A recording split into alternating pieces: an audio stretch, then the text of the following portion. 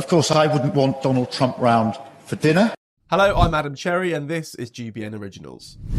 President Donald Trump, you might have heard, is back in the White House, and it's taken less than a week for him to cause his first trade war. Luckily, it only lasted about less than 12 hours, I think.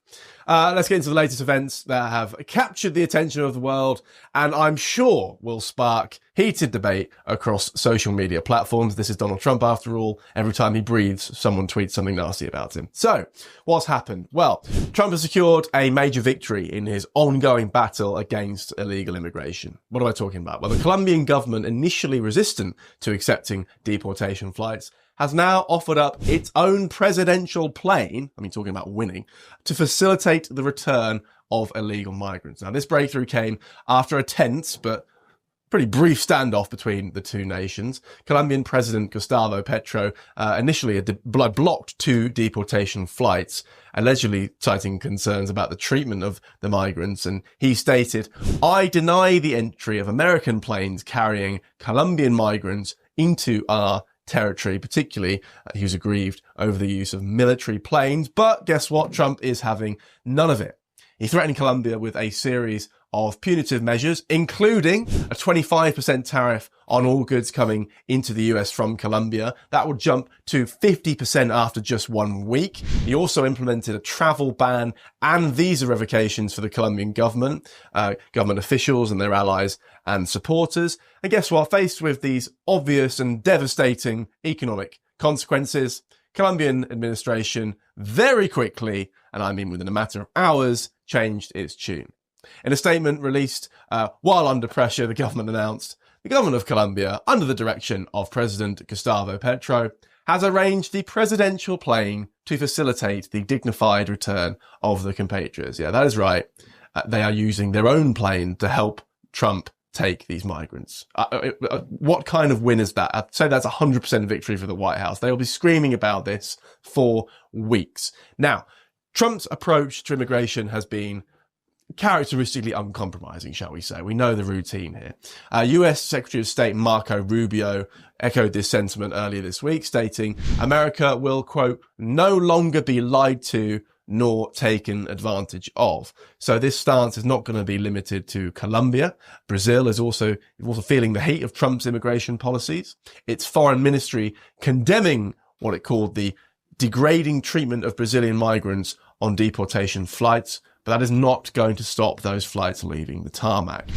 Now, Trump's aggressive stance on immigration is already having far-reaching consequences across Latin America. Many countries in the region are already grappling with their own economic challenges and political instability. So guess what? The threat of severe US sanctions is not going to help that, and they're noticing it, and they're noticing it quickly. The Colombian case serves as a warning to these nations and to those migrants considering crossing the border.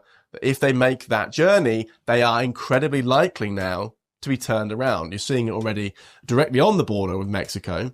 Videos released over the last few days of migrants arriving and saying, there's no point going. There's no point trying anymore. You'll see videos of them in handcuffs being led onto the planes.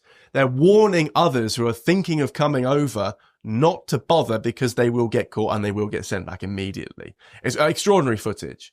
And obviously these actions are going to, they may potentially reshape migration patterns across the West, because with the US taking a harder line on deportations, migrants, as I said, they'll either seek alternative destinations or they won't even leave their home countries in the first place. So this is a huge issue. It's why Trump, or at least one of the main reasons why Trump won, because he was taking a hard stance on this issue. The Americans absolutely, I wouldn't say love, but this is a very important issue, particularly for those on the border states. So seeing this is an important signal to those voters that they're taking it seriously. Now, while Trump was flexing his diplomatic muscles with the Colombians, there's another interesting development closer to home across the pond that I want to talk about as well, because after nearly a week of silence between Trump and Sir Keir Starmer, they have finally picked up the phone and had a chat with each other. It took almost 7 days, but here we are. Now, the delay in communication was starting to raise eyebrows because traditionally we enjoy a close relationship with the US, or at least in theory. We always talk about the special relationship. It was reported that Trump had already spoken with leaders from China, Saudi Arabia, even El Salvador before contacting the British Prime Minister. So that suggests where his priorities really lie. But nonetheless, it finally happened. And when it came, it was a mix of the personal and the political, but it's revealing what wasn't said in this conversation as much as what was. Now, according to the readouts from both the White House and Downing Street, Trump opened the conversation by offering condolences to Sir Keir Starmer for the loss of his brother, who passed away over Christmas. Starmer, in return, congratulating Trump on his inauguration. All very warm and fluffy. How are you doing? A nice handshake. Yeah, good to know you. Now, the conversation covered several points. Trump's role in securing a ceasefire and hostage deal in Gaza. Notable that Sir Keir Starmer was quick to lavish praise on the Trump administration for doing that.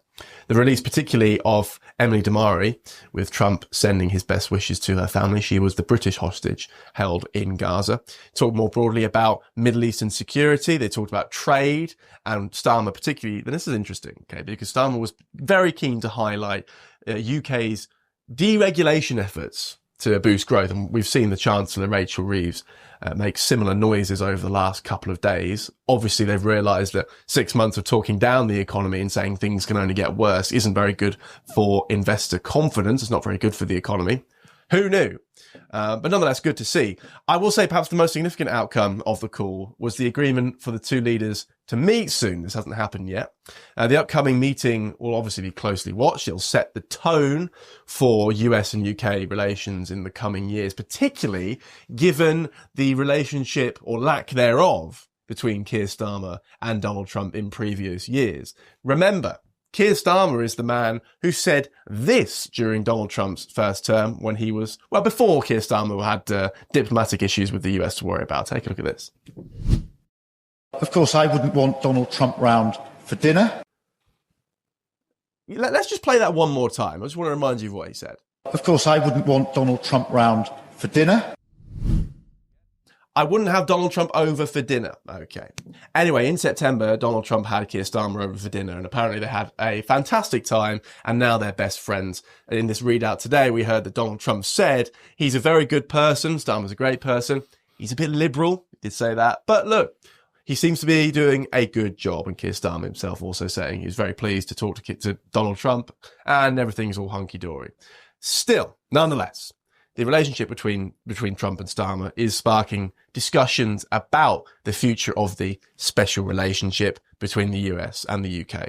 Does it even exist? Is it really a real thing, or is it just platitudes? Now, while the eventual conversation, as we've heard, has been described as positive, the fact there was an initial delay is obviously leading to speculation about potential shifts in diplomatic priorities under the Trump administration. And as I said, it doesn't help that much that throughout the first Trump administration, whilst Keir Starmer was still in opposition and could say whatever he liked, really, everyone on the front bench, that shadow front bench, was criticising the Trump administration. I think even the foreign secretary called Donald Trump a neo-fascist, woman-hating, blah, blah, blah, blah, blah. Anyway, now they've had dinner together and it's all fine, apparently. So some analysis suggests that Trump's America First policy will lead to a recalibration of international alliances. I think that's right. I think you're seeing that already. And that might affect long-standing partnerships like that with the UK. Is he more interested in dealing with China, Saudi Arabia, the Middle East than he is with us just across the pond? Either way, there's a shared sense of history and common interest between the two nations. Maybe that will ultimately prevail. But look, hard economics, I think, is more important than soft power and the history between the nations. Clearly, that's what they need to focus on. And Trump's aggressive approach to immigration and international relations is unsurprisingly drawing strong reactions from both sides of the political aisle in the US and the UK. I just want to talk about the US reaction for a second, because Republican lawmakers, as you'd expect, are rallying behind Trump. They love all this stuff. They love the rhetoric. They love seeing the illegal migrants boarding the planes in handcuffs. The stance on illegal immigration and his willingness to use tariffs and economic leverage, they love all that. They lap that up. But as you would expect, the Democrats are slightly more critical, to put it mildly. According to the Dems, they risk damaging international relationships and partnerships, these tariffs and this trade war. And it could actually have negative long-term consequences for US foreign policy. That's the argument. In this instance, however, given how quickly the Colombians capitulated, it looks like it's worked. So 1-0 Trump. Public opinion on Trump's actions remains divided, mirroring the broader polarization in America, I suppose. Obviously, supporters view it as a necessary step to addressing these long-term issues. It has to be done.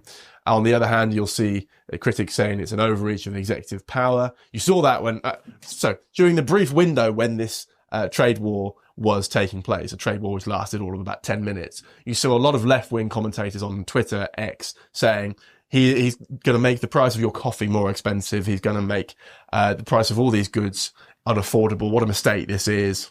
Cutting off your nose to spite your face. Well, look, it turned out about 5 minutes later, the Colombians had completely capitulated and it had all worked out. So there we go. Nonetheless, media coverage of these events has been intense as usual. 24-hour news cycle going over every dot and comma. And the controversy has reignited debates about immigration more widely, the power of the presidency, the executive power of the presidency, and the role of the US in the international community. Now, as for that phone call between Trump and Starmer, I'm sure everyone's glad it finally happened, but what's revealing about it isn't what's in there so much as what isn't. Nothing on Chagos, which we know the Trump administration are furious about. Nothing on the appointment of Peter Mandelson as the ambassador to Washington, or potentially the appointment instead of David Miliband.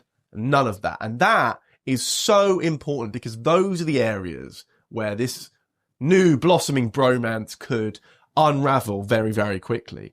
Now, Trump, look, we know he's transactional. You shake his hand and say he's a good man and a great president. He'll probably get on well with you for at least the next 10 minutes. So this is a smart play from Downing Street to pretend that they suddenly are best friends with him, even though you have to ignore the last sort of 10 years of commentary on it. But whether it lasts depends on what happens next. Will he allow the appointment of Peter Mandelson? Will he force through? Will Keir Starmer force through this £9 billion giveaway of the Chagos Islands, something the US is absolutely opposed to? If he does, will this relationship be a little bit more tense?